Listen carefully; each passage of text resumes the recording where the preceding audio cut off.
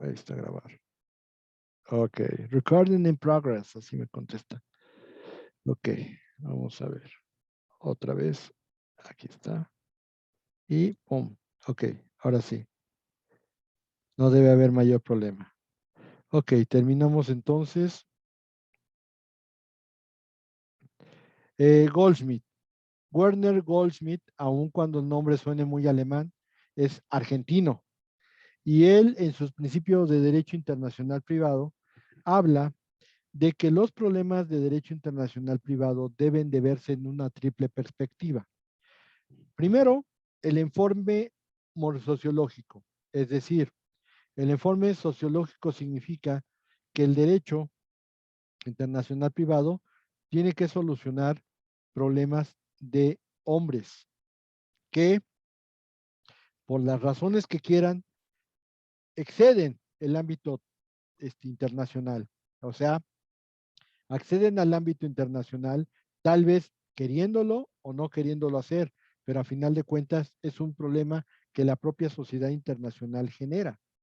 Después tenemos el enfoque morfológico.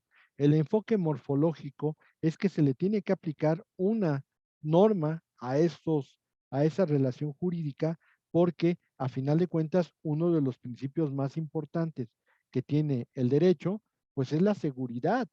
O sea, lo estuvimos viendo en alguna conferencia de las anteriores, pues lo que se busca en el derecho es que tú sientas seguridad, que sepas que lo tienes seguro.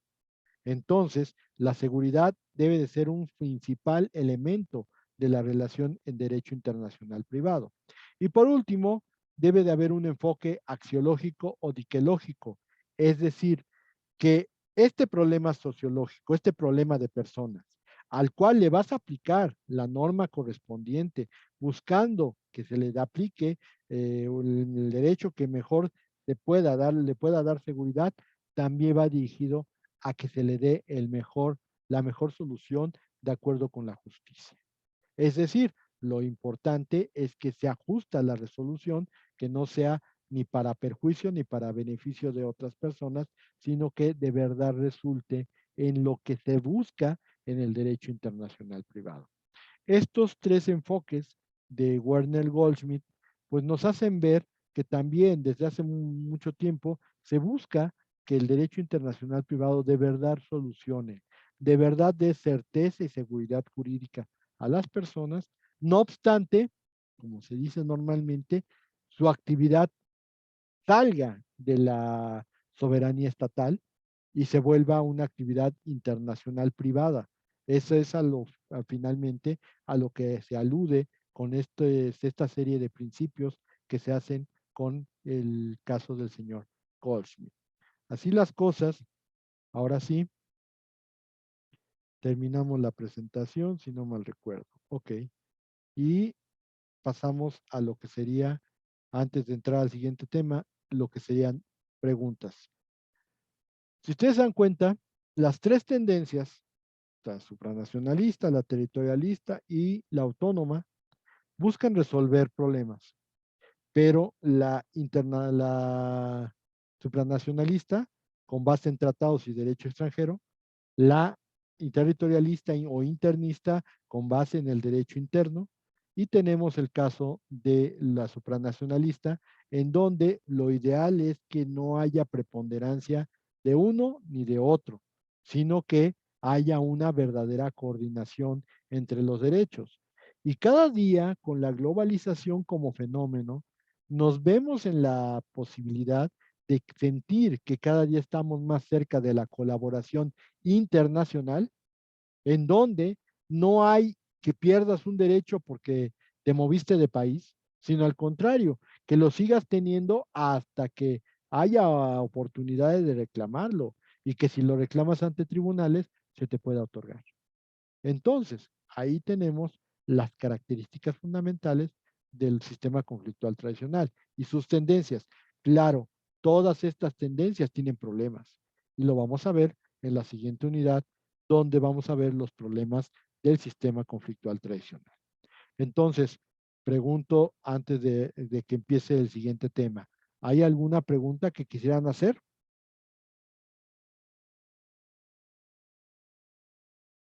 ¿Preguntas, dudas? Ok. Dice Paola González. ¿Qué tendencia considera la mejor en la actualidad? Yo creo que no es posible determinarlo, pero un sistema jurídico en donde puedas aplicar los mejores criterios para la seguridad de sus habitantes, ese es el mejor. ¿Qué importa que sea territorialista? ¿Qué importa que sea supranacionalista o que sea autónomo?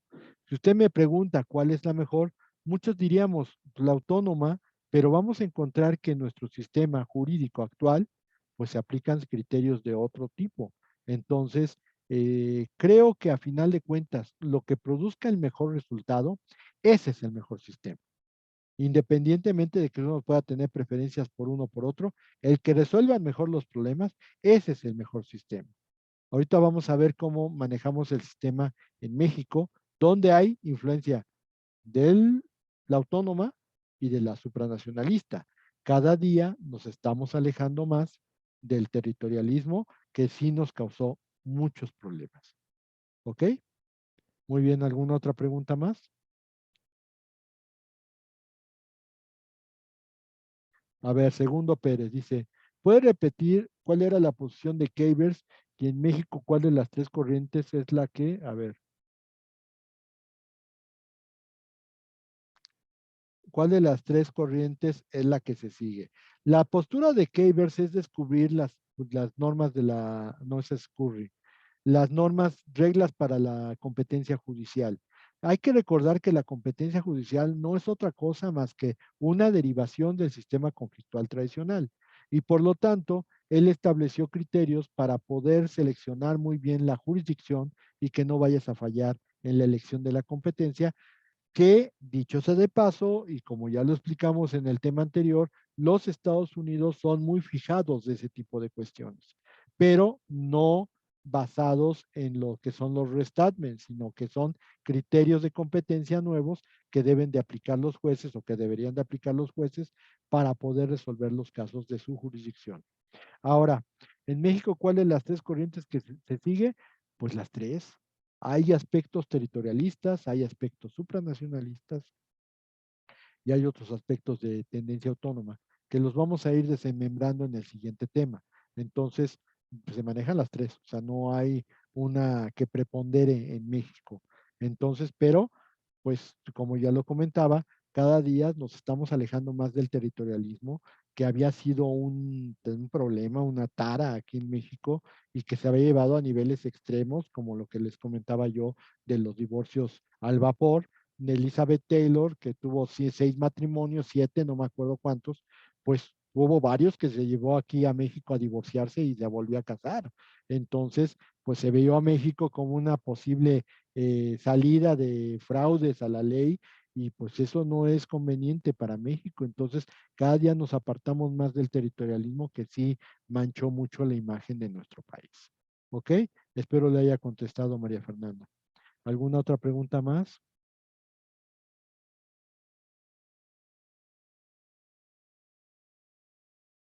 No, no hay ninguna. Manitas arriba, no hay ninguna. Ok, bueno. Entonces, pues nos preparamos para el tema 8 que yo pensé que nunca íbamos a llegar. Afortunadamente estamos llegando el 24 de mayo y entonces, pero es bastante larguito, entonces no creo que vayamos a terminar. Y máxime si la próxima clase sí pasan a asistencia, pero se van a la conferencia directamente. Si estamos hablando de que es el 18 de junio se acaba, pues afortunadamente vamos a tener tiempito para poder terminar bien esta unidad 8 y a lo mejor podemos empezar la 9 y a lo mejor hasta acabarla. Eso es genial porque pensábamos que no íbamos a lograrlo, pero lo vamos a lograr. Muy bien. Entonces, última ocasión, ¿no hay otra pregunta que quieran hacer? A la una, a las dos, Profesor, ¿podría repetir la postura de Carrillo Salcedo en cuanto a la tendencia autónoma? ¿la tendencia de quién? La postura de Carrillo Salcedo. De Carrillo Salcedo. Él dice que realmente el sistema conflictual tradicional no es el único que puede servir para solucionar todo. Incluso él habla de que hay otro tipo de normas que puede ayudar y predispone o previsualiza lo que es las normas de aplicación inmediata. Sin embargo, también él considera que el funcionamiento del sistema conflictual tradicional puede dar muchos problemas a los casos de derecho internacional privado. Pero, pues bueno, o sea, tampoco quiere decir que no funcione. O sea, él critica la mecánica del sistema conflictual tradicional porque lo considera muy rígido y debería ser más flexible. Esa es como la posición que tiene Carrillo Salcedo. ¿Ok? Muy bien. ¿Alguna otra pregunta más? Ok. Vamos con la unidad 8. Señores, este es el sistema conflictual tradicional. El sistema conflictual tradicional implica que vamos a seleccionar puntos de contacto. Los puntos de contacto nos va a determinar una norma conflictual, la cual hay que interpretar de acuerdo a una calificación Lex Fori, una calificación Lex 11 o una comparación de una calificación de método comparativo. Una vez que tengamos bien definido cuál es el sentido de la norma conflictual, vamos a remitirnos a un derecho aplicable. Puede suceder que el derecho aplicable se quede ahí o bien que nos mande al derecho del foro o al derecho de un tercer estado. Pero una vez que definamos cuál es el derecho que se debe de aplicar, entonces empezamos con filtros.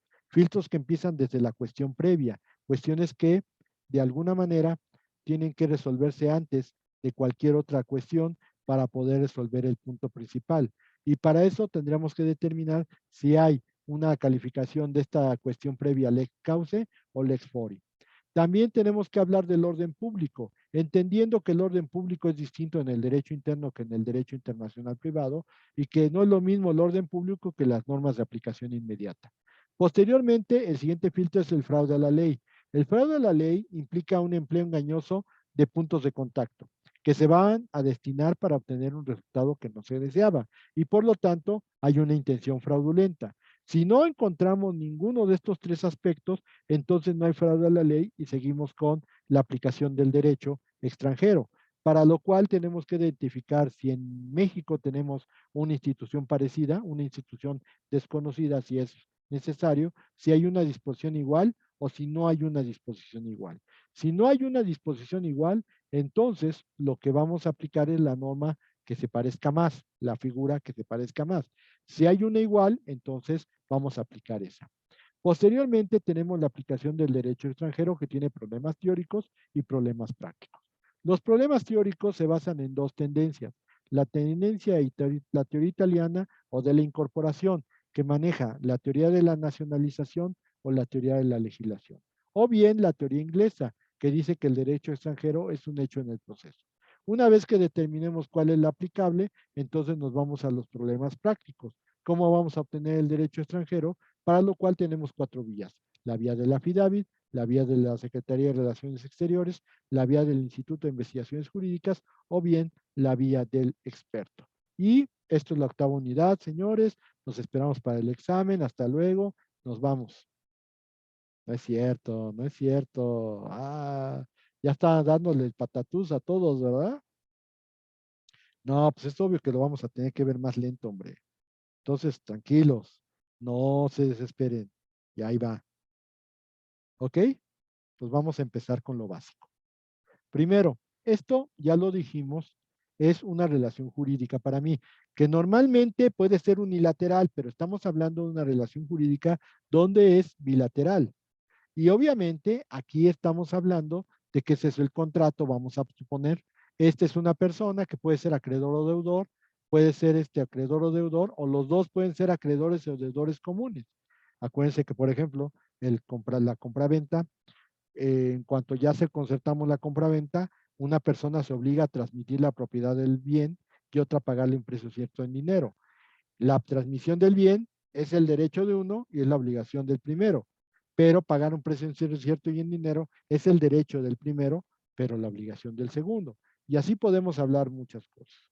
Cuando nosotros estamos hablando necesariamente de una relación jurídica, muchos puntos de contacto que ya dijimos, que es la relación que tienen personas, cosas, actos con un determinado sistema jurídico se puede generar. Podemos decir que este es el vincula, es el punto de contacto. Podemos decir que este es el punto de contacto. Podemos decir que la relación es el punto de contacto y pueden ser elementos dentro de la relación, como podría ser el objeto, como podrían ser los efectos, como podrían ser las condiciones, como podrían ser los términos, no lo sé. Pero casi todo debe de tener un derecho aplicable a un caso concreto. Por lo tanto, esta relación jurídica hay que determinar los puntos de contacto para poder determinar la norma conflictual.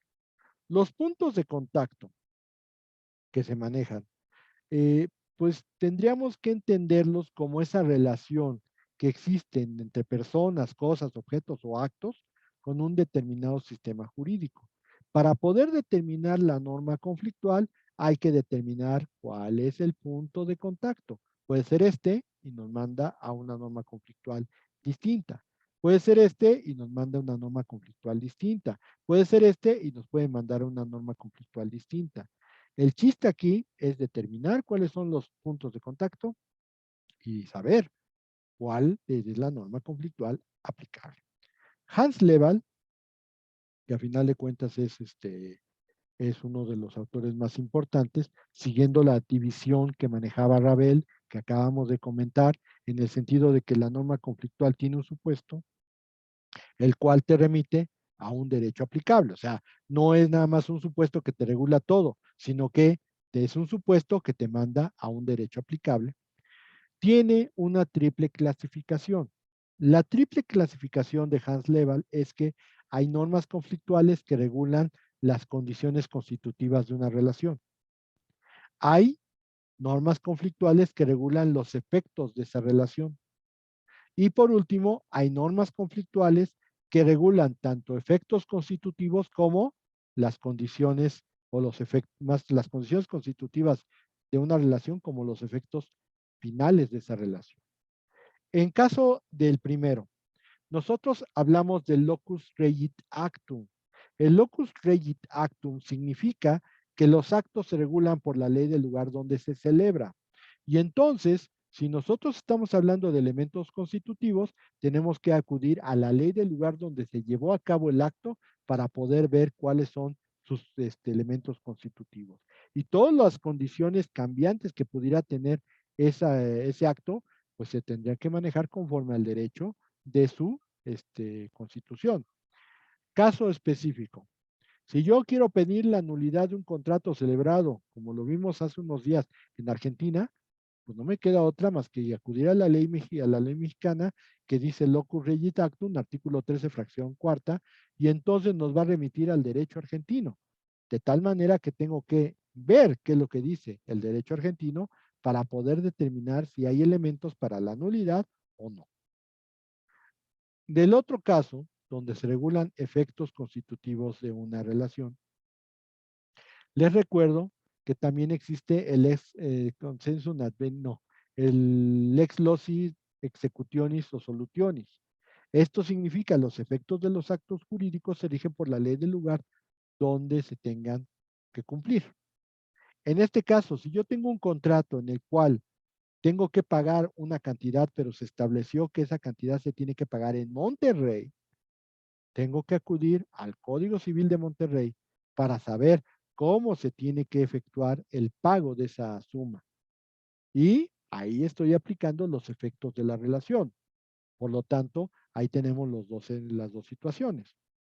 El caso específico de elementos constitutivos con efectos, eh, ahí lo podemos hablar de que hay un artículo en el Código Civil del Distrito Federal, bueno, federal también, en donde dice que las personas jurídicas se rigen por la ley del lugar donde se constituyeron. Lo mismo sucede con situaciones relacionadas con sus efectos. Ejemplo, liquidación, fusión, escisión o, en un momento, la quiebra o lo que sería la terminación. Obviamente esos son efectos porque todavía no han ocurrido y no se sabe si van a ocurrir, pero al ser efectos se regulan por la ley del lugar donde se constituyó, en este caso, la persona jurídica. Otro caso que podríamos hablar sobre estos dos efectos es artículo 1391 del Código Civil. Espero no equivocarme, no soy codiguero, perdón, pero creo que ese es el artículo que habla del testamento hecho en país extranjero. Entiendan este caso. Erika Gracián va a ser mi heredera. Ya esta hice un testamento aquí ante notario, dejándola como mi heredera. Y Dalia Baños, pues la quiero mucho, pero no la voy a dejar como heredera. Entonces, un día les digo, vamos a celebrar que somos bien, bien buenos cuates y vámonos a Las Vegas. Y ahí vamos a Las Vegas los tres.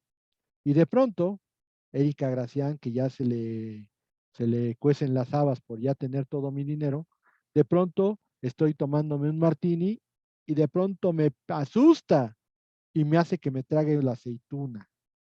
Y entonces, inmediatamente empiezo,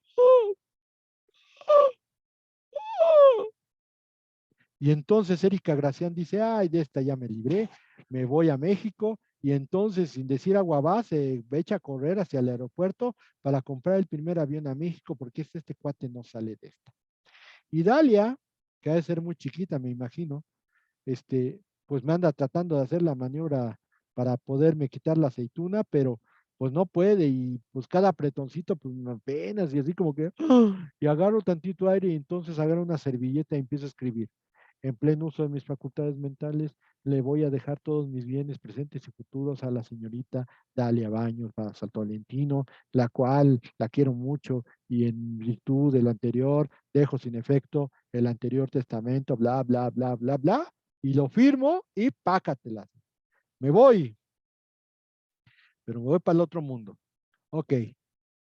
Dalia, muy, muy eficaz porque es una muy buena abogada, guarda la servilleta hasta la enmarca, miren. Y aquí la situación es que lo primero que tendría que hacer es acudir a la ley de Nevada para saber qué requisitos necesita el testamento. Si el testamento, según la ley de Nevada, dice que debe estar en papel y firmado, y con eso es suficiente para que se pueda entender que es un testamento válido, entonces, aunque venga en una servilleta y el otro lo haya dado con un notario, Dalia tiene todo el derecho para acabar con el testamento dado, porque dice la regulación de los elementos del testamento extranjero. Cuando se acredite que se cumplió en un testamento con todas las formalidades que diga la ley del lugar, tendrá efectos en México. Por lo tanto, Dalia, probando que está en papel, pues está en papel de servilleta, pero a final de cuentas es papel, y aunque le hubiera hecho un papel de baño, o sea, es funcional.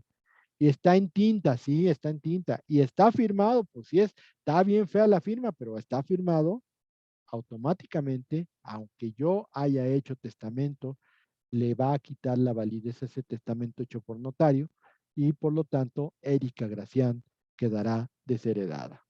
Lástima, Erika. Y pues no crea que va a heredar mucho, Dalia, pero bueno, después uno les crea la ambición y ya después lo ven a uno en la escuela y ya le andan clavando puñales. Y ya que vamos a regresar, según esto en septiembre, en agosto, en septiembre, pues a ver si los veo por allá, para conocerlos personalmente, porque ahorita nada más me imagino cómo son, pero no tengo ni la menor idea. Bueno, pues ahí está la situación de la norma conflictual y la triple clasificación de Hans Leval sobre la norma conflictual. La norma conflictual debe de interpretarse y la norma conflictual cuando se interpreta se dice que se califica. Por eso la calificación se refiere a la interpretación de la norma conflictual. Hay tres métodos para calificar la norma conflictual. La primera se llama calificación lex fori, la segunda se llama calificación lex cause y la tercera se llama calificación de método comparativo. En la primera, la clasificación lex fori, perdón, la interpretación de la norma conflictual se debe de realizar conforme al derecho interno, incluyendo sus propias categorías y sus propios conceptos. Aquí el problema de la calificación lex fori es que al ser una calificación hecha necesariamente con el derecho interno, pues el problema es que puedes denaturalizar la figura que estás queriendo interpretar de acuerdo al derecho extranjero. Me explico. Caso Caraslanis.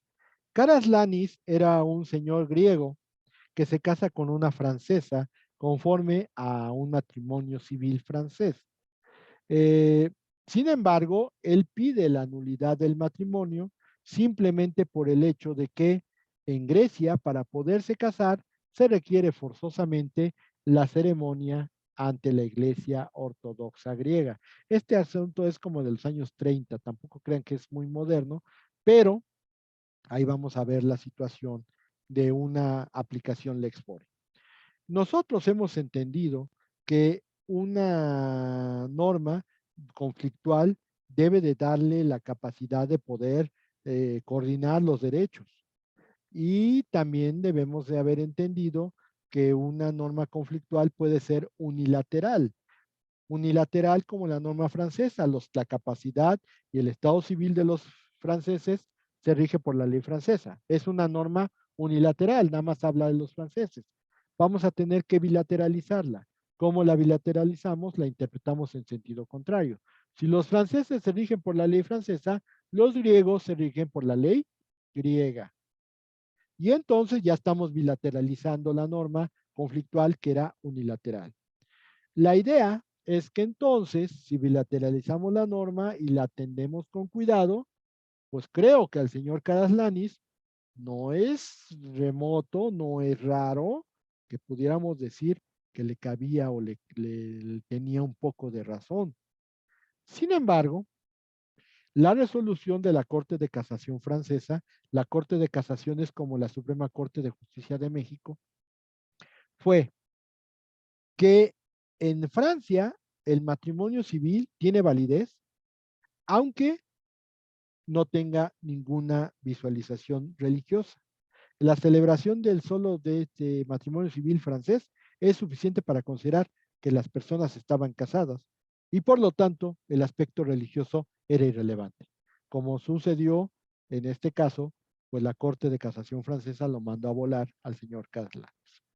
Y aquí la simple explicación que yo me gustaría dar es, pues yo creo que no era así, así que no era la burra negra, ¿no? O sea, estamos hablando de que si bilateraliza la norma, al señor Karaslani sí le correspondía o sí tenía algo de razón en el hecho de decir, oye, pues yo no estoy casado conforme a la ley griega le hace falta la formalidad religiosa, por lo tanto no estoy casado, aunque sea ley francesa. Hoy lo vemos bien. En ese momento estoy casi seguro que fue una interpretación hasta novedosa, pero hoy no podríamos caer en esa explicación. Sin embargo, como nada más tenías, estamos hablando de los años 30, nada más tenía calificación Lexport y Francia, y vamos a ver cómo otra calificación Lexport y también perjudica uno de nuestros ejemplos que vamos a ver más adelante, pues podríamos decir que la calificación Lex Fori desnaturaliza la finalidad de una norma conflictual que debió haber sido muchísimo más coordinadora, muchísimo más amplia, muchísimo más razonable, a decir, me vale, estás en Francia, te casaste por la ley francesa y me vale gorro lo demás, porque a final de cuentas lo que se busca es la seguridad. Y estoy casi seguro que el señor Caslanís pues decía la seguridad no las tengo, porque de acuerdo con Francia sí, pero si tuviéramos que hacer válido este matrimonio en Grecia, no tendría la fuerza de un matrimonio y me tendrían que aplicar alguna norma distinta. Insisto, calificar Lex Fori significa calificar con el propio derecho, con sus propios conceptos y con sus propias categorías. Si ustedes ven esto con seriedad, pues veremos que pues sí es un dato injusto.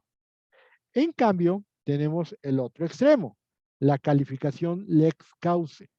La calificación Lex Cause o Causae significa que hay que interpretar la norma conflictual a la luz del derecho que le dio origen, incluyendo sus conceptos y categorías. Crítica de J. Penny Boyer. ¿Cómo vas a calificar algo cuya determinación, porque la norma conflictual es la que determina el derecho aplicable? ¿Cómo vas a calificar algo cuando todavía la norma conflictual no te destina ningún derecho? Bueno, aquí la visión es que no debería ser así. La norma conflictual calificada lex causa, implicaría que por lo menos para aplicarla tienes que saber de qué estás hablando y poder determinar si es posible o no es posible la aplicación del derecho extranjero. Pero no vas a poder hacerlo si no ya llegas de todo el derecho extranjero. De tal modo que precisamente por las reformas de 1988, uno de los puntos fundamentales fue la fracción 1 del artículo 14 del Código Civil Federal. Esa fracción primera del artículo 14 nos dice, para aplicar el derecho extranjero, el juez deberá llegarse de toda la información necesaria para conocer el sentido, alcance, texto y vigencia de dicho derecho. E incluso hace un comentario mayor y lo deberá aplicar como si fuera el juez que de ese país. De tal manera que ya precisamente la fracción primera del artículo 14 habla de una calificación lex causa. Y por lo tanto, nosotros podemos decir que en esta primera interpretación, la calificación lex causa es un método, digamos, supranacionalista.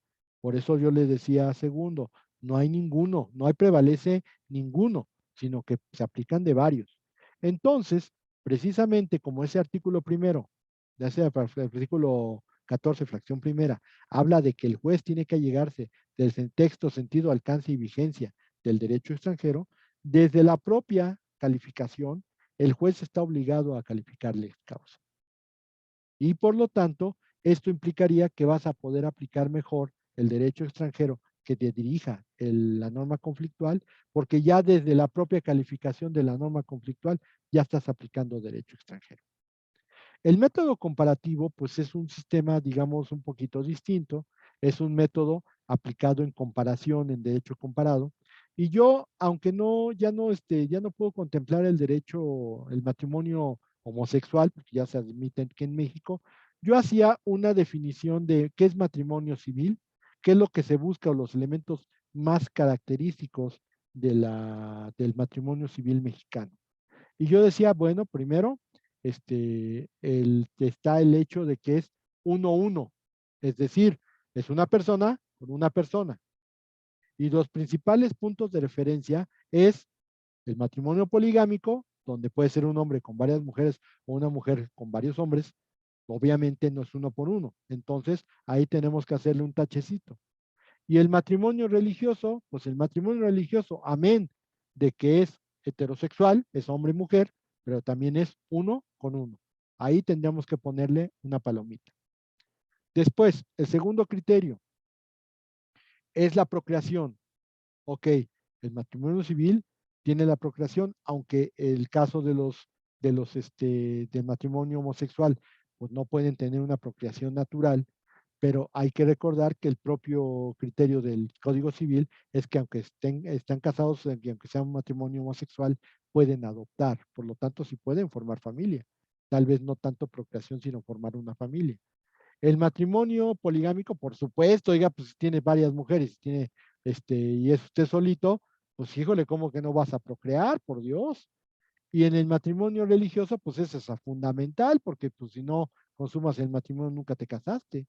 Entonces es para tener hijos. Por lo tanto, aquí los tres tienen esa misma palomita. Los tres buscan crear una familia. Después, el siguiente punto, la solidaridad. En el matrimonio civil mexicano existe solidaridad. En el matrimonio religioso también existe la solidaridad implícita, pero en el matrimonio poligámico no, soy el hombre, soy el mero mero y tengo mis mujeres para mi disposición. ¿Cuál va a ser la colaboración? Me va a salir una, ay, tienes que lavar los trastos. No, ¿cómo? Si yo soy el hombre, yo soy el mero mero. Entonces ahí el matrimonio poligámico se gana un tachecito. Y va, en el último aspecto, la formalidad. El matrimonio civil mexicano la tiene, palomita. El matrimonio poligámico la tiene, palomita, pero el matrimonio religioso no la tiene, tache. De aquí sacamos un método comparativo en el cual el matrimonio religioso tiene 3 palomitas y un tache. El matrimonio poligámico tiene 2 palomitas y 2 taches. El matrimonio civil mexicano tiene 4 palomitas. la visión es que es más fácil reconocer un matrimonio religioso, que no nada más le falta la formalidad, a un matrimonio poligámico. Y haciendo la comparación, pues ahí tienes la situación del método comparativo. Ahí lo tenemos bien determinado. Entonces, ahí está la calificación por los tres métodos. Obvio es que tenemos que concluir antes de cualquier cosa que en México el artículo 14, fracción primera, habla de una calificación lex causa y por lo tanto se aplica un criterio supranacionalista. Ok, la norma conflictual ha sido interpretada. Ahora lo que va a suceder es el reenvío. ¿Qué es el reenvío? No hay una definición entre los autores de derecho internacional privado. Yo digo que es la remisión que hace la norma conflictual al derecho aplicable.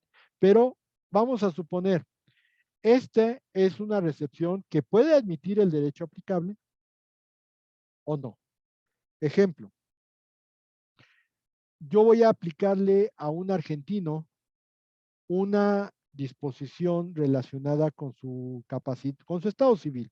Vamos a pensar, su estado civil está involucrado. ¿Ok? Por lo tanto, tengo que acudir a la norma conflictual. Y la norma conflictual española es, a los españoles les rige la ley española. Por lo tanto, bilateralizándola, a los argentinos les rige la ley argentina. Voy a acudir a la ley argentina. Si fuera como la chilena, en el sentido de que los chilenos se rigen conforme a la ley de Chile, inmediatamente la norma conflictual me manda al derecho aplicable y como me está confirmando que sí se tiene que aplicar la chilena, pues entonces ahí me quedo, no hay problema. Pero el argentino dice, no, se debe de aplicar la ley del lugar de tu domicilio. ¿Qué va a suceder ahí? Entonces, esa recepción no se da y te remite otra vez al derecho del foro. En este caso, el juez español dice, ah, caray, la ley argentina dice que es la ley del lugar donde está el domiciliado el argentino y está domiciliado en España. Por lo tanto, le tengo que aplicar la ley española. Si no hay forma de podernos remitir a otra norma, entonces le aplico la ley española. Pero puede suceder que a lo mejor el argentino vive en Francia. Entonces, yo le aplico como juez español la ley española, me manda al derecho aplicable y ese derecho aplicable me manda al derecho de un tercer estado, en este caso, Francia.